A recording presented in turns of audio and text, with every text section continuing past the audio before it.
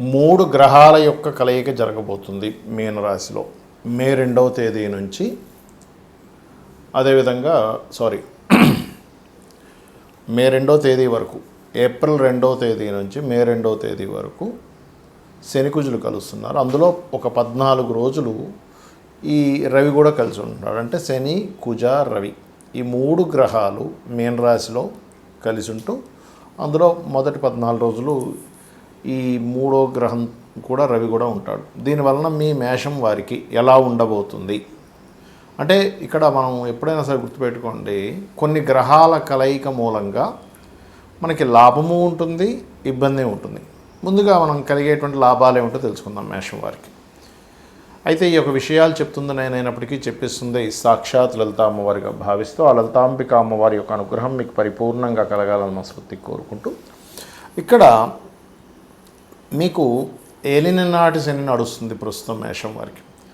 ఎప్పుడైనా సరే దానికి వ్యతిరేకమైన గ్రహం గనక ఆ గ్రహంతో కలిసి ఉన్నప్పుడు ఖచ్చితంగా ఆ గ్రహ ప్రభావాన్ని తగ్గిస్తుంది. అంటే మీకేంటి, ఏలినాటి శని యొక్క ప్రభావం తగ్గుతుంది ఈ రవి కలిసి ఉన్నందుకు, కుజుడు వచ్చినందుకు. కాకపోతే ఎంతైనా సరే ఈ డిఫరెంట్ ఎనర్జీస్ కదా ఈ రెండు.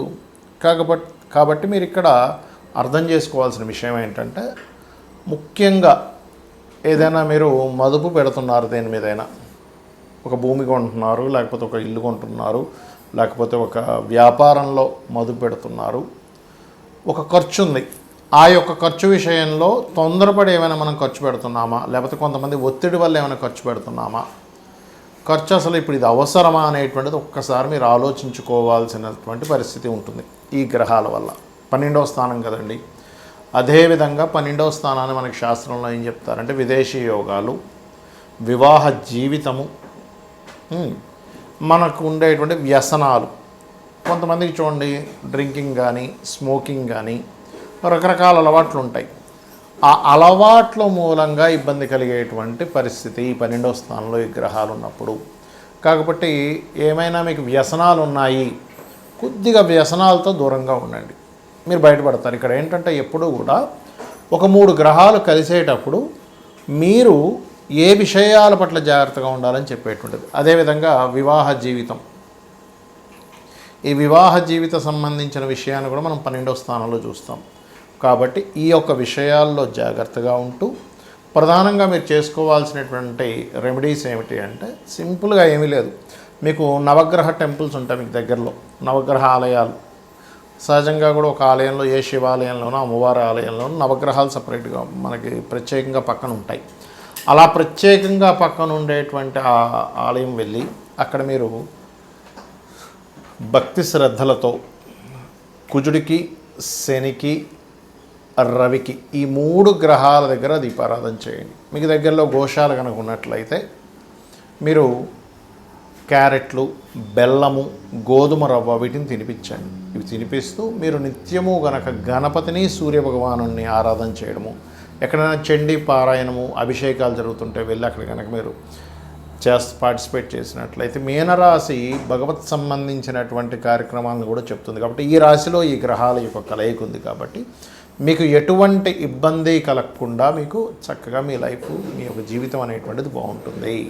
దీని మూలంగా రైతులకు కానివ్వండి, అసలు జాతకమే లేదు, జాతకం లేని వారికి కానివ్వండి, దేశకాల పరిస్థితులు అంటే మైథుని జ్యోతిషం, ముండేన్ ఆస్ట్రాలజీ అంటాం, ముండేన్ ఆస్ట్రాలజీ పరంగా మనకి ప్రపంచవ్యాప్తంగా ఎటువంటి ఫలితాలు జరగనున్నాయి అనేటువంటి అంశం కనుక మనం చూసుకున్నట్లయితే, ఇక్కడ ఎప్పుడు కూడా ఈ సంవత్సరానికి రాజు గురువు అయితే మనకి మంత్రి కుజుడయ్యాడు.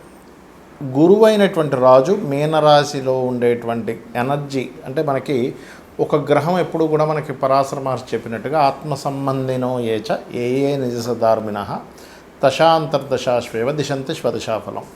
దశాఫలితాలు ఇచ్చేటప్పుడు కానీ, లేకపోతే ఒక గ్రహం తన యొక్క ఫలితాలు ఇచ్చేటప్పుడు కానీ, తన రాసుల్లో ఏ గ్రహం ఉంది, తనతో పాటు ఏ గ్రహం కలిసి ఉంది, తనని ఏ గ్రహాలు చూడబడుతున్నాయి, ఇవన్నీ మనం తీసుకుంటాం. కాబట్టి ఇక్కడ ద్విస్వభావ రాశుల్లో ఉండేటువంటి గురువు మరొక ద్విస్వభావ రాశుల్లో ఉండేటువంటి 3 గ్రహాల యొక్క ప్రభావాన్ని పొందుతున్నాడు. కాబట్టి రైతుల విషయం కనుక చూసుకున్నట్లయితే ముఖ్యంగా మామిడి పళ్ళు, అరటి పళ్ళు అమ్మేటువంటి దిగుమతి అప్పుడు మనకి ఎగుమతి చేసేటువంటివి కొన్ని ఉంటాయి.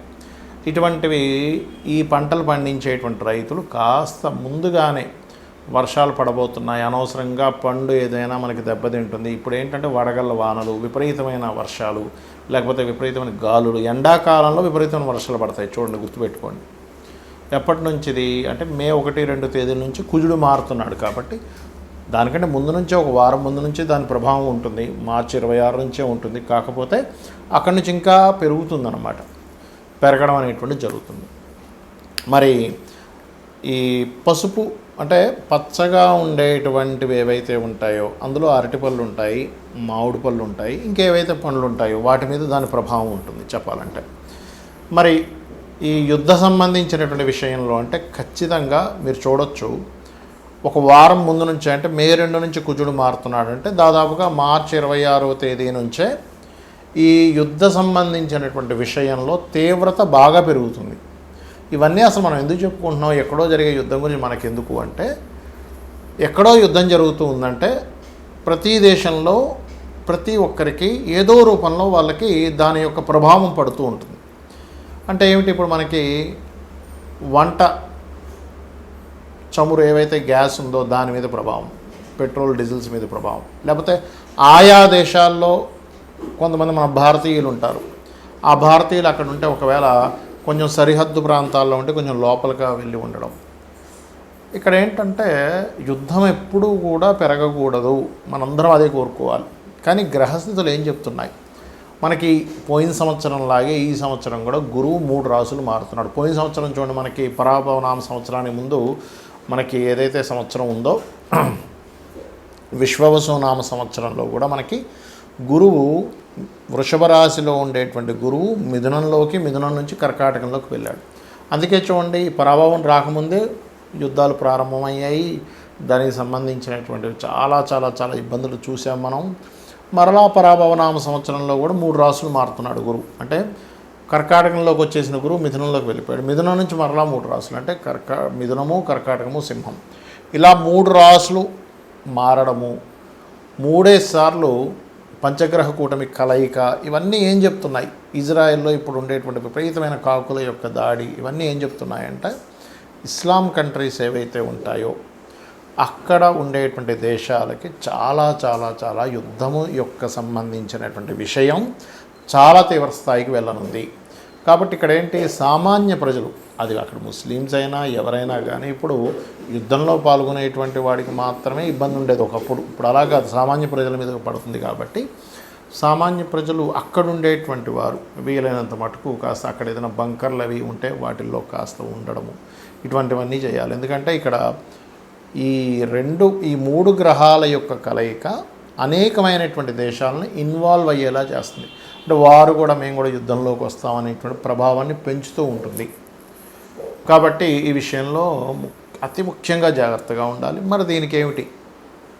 ఇప్పుడు ఇందాక నేను మీకు ఒకటి విషయం చెప్పాను, ఏమంటే మరి జాతకం లేని వాళ్ళు ఏం చూసుకోవాలి? ఈ 3 గ్రహాలు సహజ 12వ స్థానంలో ఉన్నది కాబట్టి ఖర్చులు, మదుపు పెట్టేటువంటి విషయాలు, వివాహ జీవితం మీద ఈ 3 మీద జాగ్రత్తగా ఉండాలి. మరి ఎప్పుడైతే ఈ రవి కలుస్తున్నాడో ఈ శనికుజ మధ్యని, కొలెస్ట్రాల్ ఫుడ్ ఎక్కువగా తీసుకోకూడదు, గుర్తుపెట్టుకోండి. ఎందుకంటే సన్ అనేటువంటి గ్రహం ఏదైతే ఉందో అది గుండెకి సంబంధించి కొలెస్ట్రాల్ ఎక్కువ తీసుకునేటువంటివి జాగ్రత్త పడాలి. అదేవిధంగా రవి రాజులకి కారకుడు. రాజు అంటే ఇప్పుడు ఉండేటువంటి పరిభాషల్లో చూసుకున్నట్లయితే సీఎంలు, పిఎంలు, రాజకీయ నాయకులకి కూడా ఇది వర్తిస్తుంది. ప్రెసిడెంట్లు, రకరకాల దేశాల్లో ఇప్పుడు చైనా లాంటి దేశం ఉంది, లేకపోతే కొన్ని దేశాల్లో ఏంటంటే ఇంకా వాళ్ళ మళ్ళీ అందులో అక్కడ ఓట్లు వేయడం, జనాలు ఒకరిని గెలిపించడం, ఇట్లాంటివి ఏమి ఉండవు. కాబట్టి దేశ నాయకులకి చాలా పెద్ద ముప్పు. ఎందుకంటే నాయకుడికి రాజుకి కారకుడైనటువంటి రవి ఎప్పుడైతే శనికుజ గ్రహాలతో మీనరాశిలో కలిసి ఉన్నాడో ఇది దేశ నాయకులకి ముప్పునిస్తుంది. ఇంకోటి ఏంటి, ఈ గురువు అతిచారంలో సింహరాశి వైపు వెళ్ళిపోతాడు. కాబట్టి ఇక్కడ ఏంటి, 3 రాశులు జలము, అగ్ని, వాయువు, ఈ 3టిని కలుషితం చేసేటువంటిది. ఇప్పుడు ఒక యుద్ధం వచ్చిందనుకోండి, వాయువు కలుషితం అవుతుంది. నావీ సంబంధంలో యుద్ధాలు వచ్చాయి, జలం కలుషితాలు అవుతాయి, జల సంబంధించినటువంటి ప్రళయాలు వస్తాయి, టోర్నడోలు, అదేవిధంగా అగ్ని సంబంధించినవి. అందుకని ఏంటంటే మీ యొక్క ఇష్టదైవం ఎవరైనా సరే, మీ ఇష్టదైవం ఎవరైతే ఉంటారో వారిని మనస్ఫూర్తిగా ఆ యొక్క పరమాత్మ మిమ్మల్ని ఎటువంటి ఇబ్బంది కలగనివ్వకుండా ఆయన పూర్తిగా కాపాడుతాడనేటువంటి విశ్వాసంతో మీరు మీ నిత్య దేవత ఆరాధన చేయండి. ఇందాక నేను చెప్పినటువంటి పరిహారాలు చేయండి. ఇక్కడ ప్రపంచం ఏ దేశాలు వాళ్ళ యొక్క ఈగోలతో వాళ్ళు అనుకునేటువంటి దీంతో గొడవలు పడుతున్నప్పటికీ సామాన్య ప్రజలకి ఏమీ కలగకూడదు అనేటువంటి సదుద్దేశంతో ఈ యొక్క విషయం చెప్తున్నాను నేను మీకు. శ్రీమాత్రే నమః.